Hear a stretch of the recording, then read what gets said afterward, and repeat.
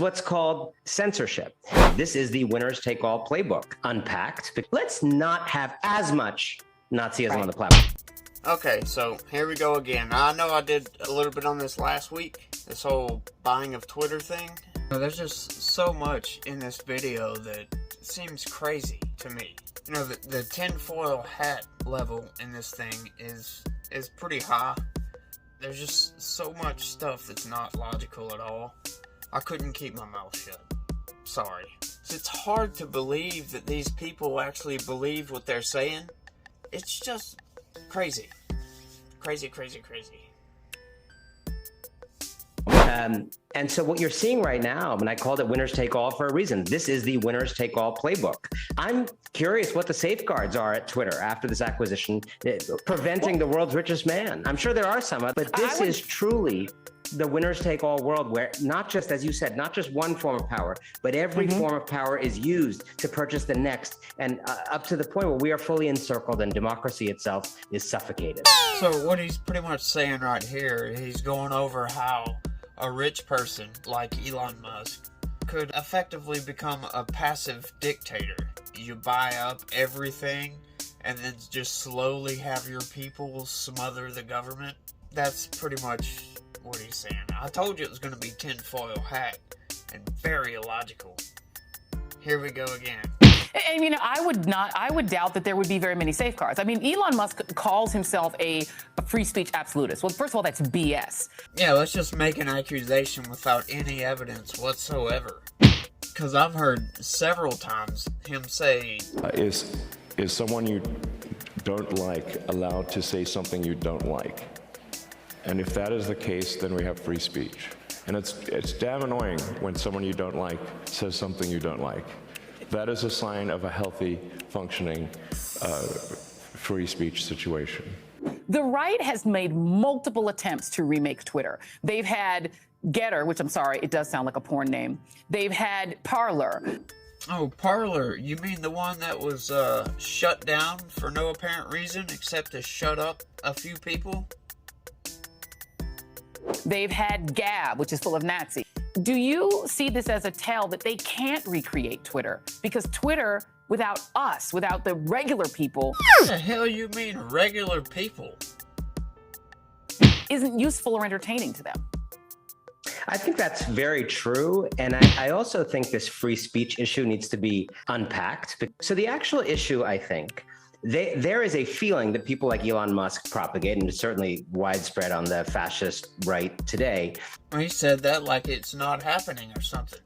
Tonight, a deafening silence from the president's Twitter account. Twitter, run by CEO Jack Dorsey, saying after close review of the president's recent tweets, it banned him due to the risk of further incitement of violence. Milo Yiannopoulos, a conservative writer for Breitbart.com, was permanently suspended from Twitter.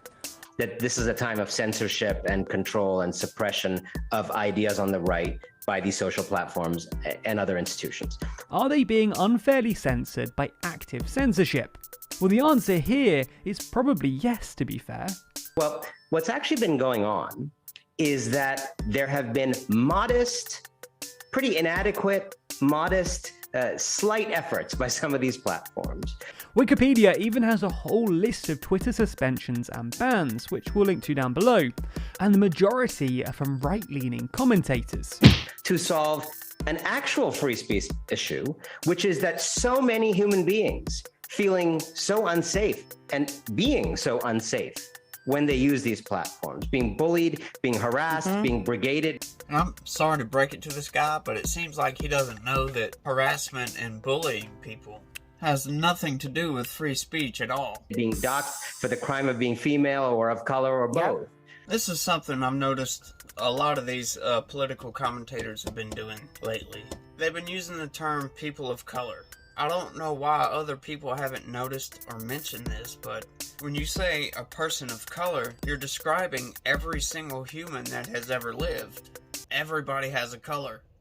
That you were actually drastically limiting the amount of speech out there because people just don't want to play in that kind of sandbox. And these platforms made faint, modest efforts to address that by saying, let's not have as much Nazism on the platform. Let's not have as much misogyny and bullying. Let's still have a lot of it, but less. Right, because that's what they do. They sit around all day long just talking about, hey man, you know what?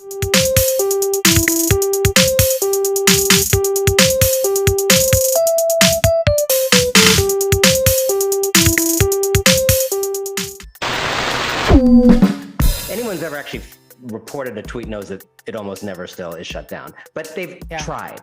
And this is what's called censorship. Elon Musk lives in a world in which the only kind of free speech is white men feeling free to say whatever the hell they want. And what he doesn't understand, what a lot of those folks don't understand, is speech is actually freer when everybody not only has the opportunity to have an account and able to afford a phone to be able to tweet, but can feel safe, can know that they're not going to get harassed, can know that they're not going to get outed, can know they're not going to get piled on by the kind of astroturfed stands of some very rich man. And this future in which there would actually be more abundant and equitable speech terrifies the crap out of people like Elon Musk. I mean, But something about this I find really funny, because this guy is a racist for buying Twitter. But this guy is not for making Twitter.